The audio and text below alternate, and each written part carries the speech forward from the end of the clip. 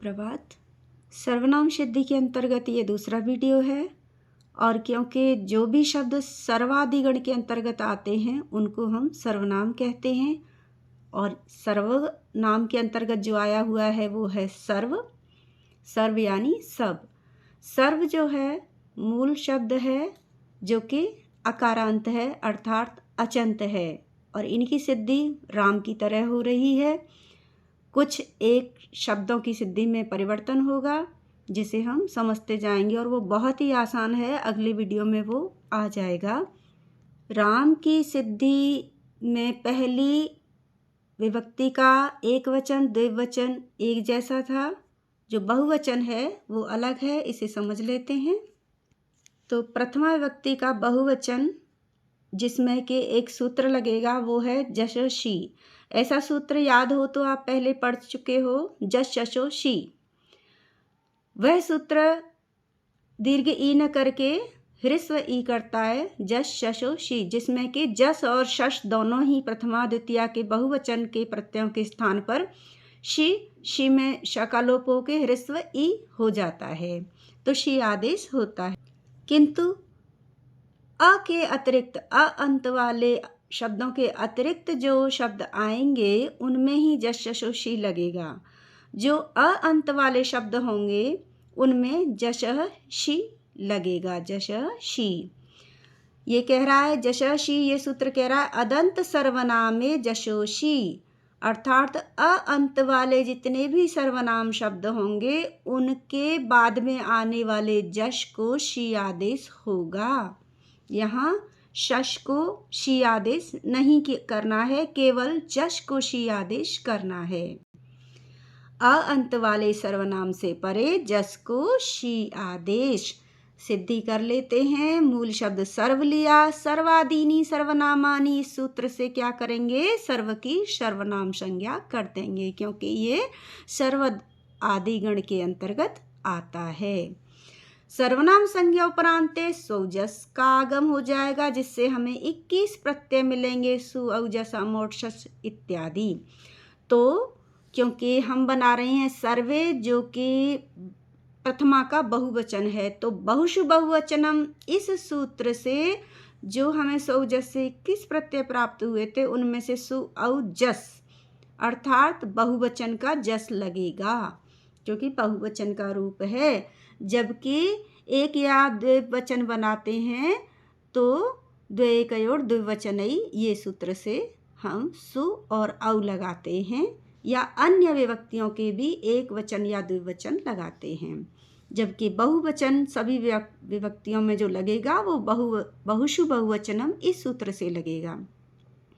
तो जस आ गया बहुषु बहुवचनम से प्रथमा विभक्ति बहुवचन की विवक्षा में, तो ये हो गया सर्व जस। अब यहाँ सूत्र कौन सा लगाएंगे, जश शी, जो अभी ऊपर बताया है, अर्थात अब हम जश को कर देंगे शी आदेश। तो जश को शी आदेश होने के बाद क्या हो गया, सर्वशी। और ये आपको पता ही है, लश क व अतद्दिते, अर्थात तद्दित प्रत्ययों को छोड़ करके किसी भी प्रत्यय के शुरू में, अतद्दिते लिखा है ना, किसी भी प्रत्यय के शुरू में यदि ल आ जाता है या श आ जाता है या कु अर्थात क ख ग घ अंग आ जाते हैं तो उनका लोप इस सूत्र से हो जाता है, लश्कवत अतद्दिते। तो श का लोप कर देंगे, बचेगा सर्व ई। और यहाँ पे क्या करेंगे, अ सर्व का अ प्लस ई मिलके क्या हो जाएंगे, अ प्लस ई क्या होता है, ए।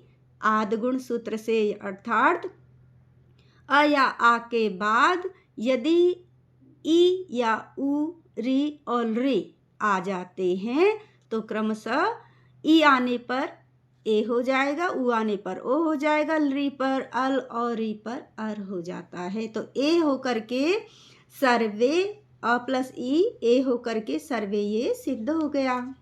तो क्या था, केवल एक ये सूत्र समझना था जिसमें कि हम जस को शी में बदल देंगे और फिर आद गुण से सिद्ध कर देंगे। तो सर्वः सर्वौ सर्वे प्रथमा के तीनों वचन सिद्ध हुए। अब द्वितीय युक्ति पर आ जाते हैं।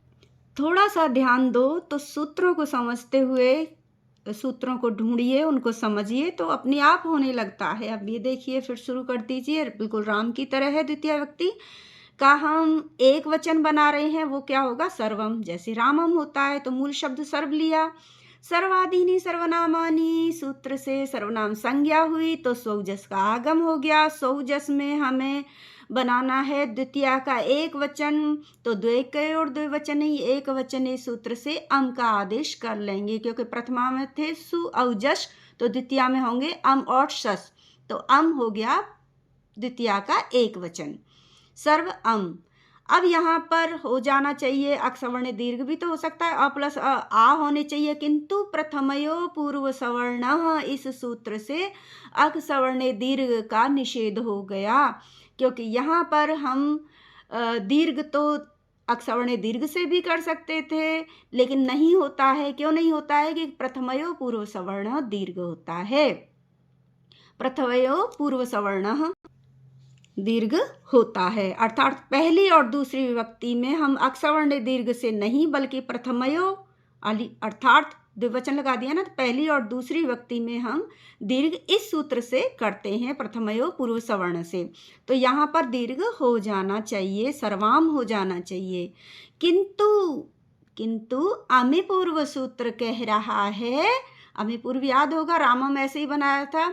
अमि पूर्व सूत्र कह रहा है कि यदि पहली और दूसरी विभक्ति में अगर सवर्ण आते हैं तो वो दीर्घ हो जाते हैं प्रथमयो पूर्व सवर्ण से, किंतु यदि अमि का अ पीछे आ जाए, यहाँ अम है तो अम का अ पीछे आ जाता है तो दीर्घ नहीं होता बल्कि पूर्व रूप एकादेश होता है। अर्थात पहले का जो रूप है अ है वो अ ही रहेगा दोनों के मिलने पर, तो ये सर्वम सिद्ध हो गया। क्या सूत्र का ध्यान रखना था इसमें? अर्थात अक्सवर्ण दीर्घ का जो की काट जो थी वो ये थी प्रथमयो पूर्व सवर्ण, और इस सूत्र की जो काट है वो है अमि पूर्व। तो अमि पूर्व से आप केवल पूर्व रूप एकादेश करके सर्वम को सिद्ध कर दीजिए। अब आ जाइए द्वितीय विभक्ति के द्विवचन सर्व पर। पूर्व में बताया हुआ है प्रथमा विभक्ति का द्विवचन जब सिद्ध किया था वही सर्व शब्द लिया, सर्वादीनी सर्वनामानी, फिर सौजस, फिर द्वैकय और द्विवचन से औट का आगम हो गया, और औट में सर्व औट हो गई स्थिति तो अंतिम हलों का लोप हो जाता है, तो हलंत्यम से तस्य लोप अर्थात ट का उसका लोप हो गया, और उसके बाद वृद्धि रेची अ के बाद औ आने से वृद्धि रेची सूत्र लगा और सर्वौ बन गया, सिद्ध हुआ। अब लेते हैं द्वितीय व्यक्ति का बहुवचन, रामान की तरह बनेगा सर्वान। बहुवचन है, सर्व शब्द लिया, सर्वादीनी सर्वनामानी से सर्वनाम संज्ञा, सौजस से किस प्रत्यय का आगम हुआ तो बहुवचन का सर्वान है, अतः बहुषु बहुवचनम सूत्र से शश का आगम हो जाएगा। कहाँ पर? द्वितीय व्यक्ति बहुवचन की विवक्षा में सर्व शश हो गया। अब यहाँ पर जश शोषी इत्यादि नहीं लगेंगे क्योंकि हमें बनाना है, ई हमें करना ही नहीं है क्योंकि हमें सर्वे थोड़े ही ना बना रहे हैं, तो हम बना रहे हैं सर्वान। तो शश में क्या होगा? सबसे पहले हम कर देंगे प्रत्यय के शुरू में श आ रहा है तो लश्कवत अतः द्वितीय से श का लोप कर देंगे, स्थिति हो जाएगी सर्व अस। इस स्थिति में प्रथमयो पूर्व सवर्ण, क्योंकि पहली और दूसरी व्यक्ति में क्या होता है कि इस सूत्र से अक्सवर्ण दीर्घ से नहीं बल्कि प्रथमयो पूर्व सवर्ण दीर्घ से दीर्घ एकादेश हो जाता है, तो ये क्या हो गया? अब सर्वास हो गया। ये हो गया अक्सवर्ण दीर्घ का निषेध करने के बाद प्रथमयो पूर्व सवर्ण से दीर्घ एकादेश हो गया और सर्वास हो गया।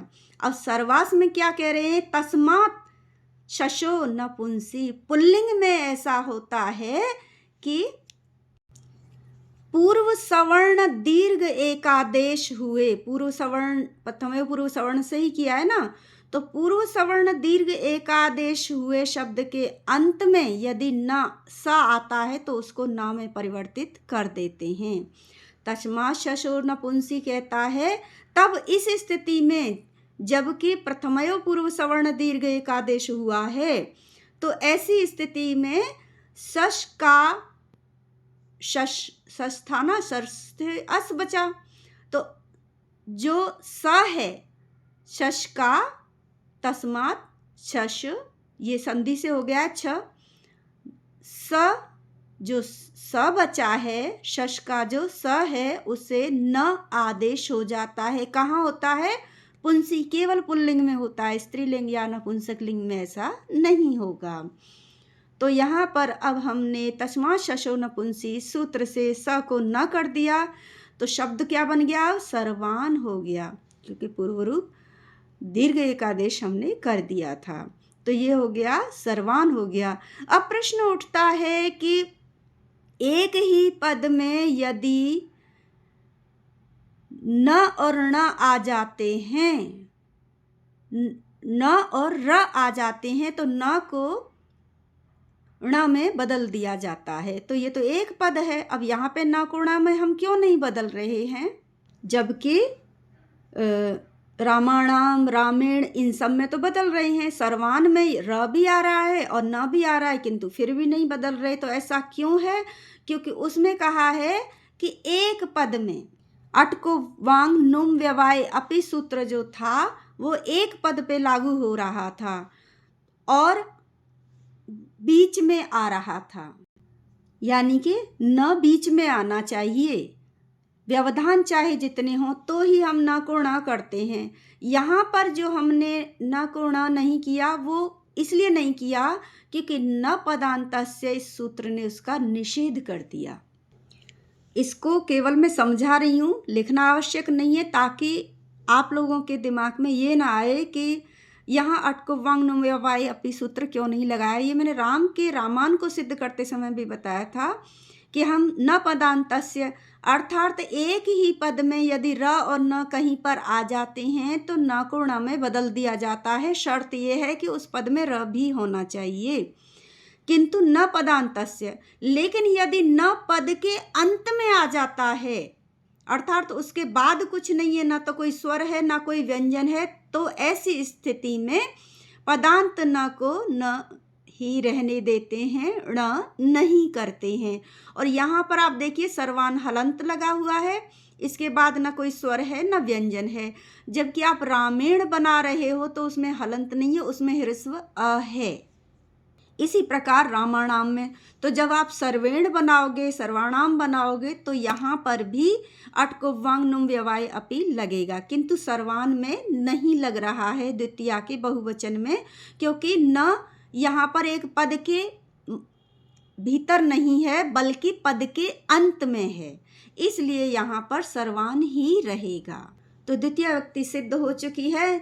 अगले वीडियो में तृतीया चतुर्थी के लिए तैयार रहिए, जुड़े रहिए, लाइक कीजिए, शेयर कीजिए। धन्यवाद। सुझाव हो तो दीजिए, और कुछ संदेह हो, डाउट हो, समझ में नहीं आ रहा हो तो भी आप पूछ सकते हैं।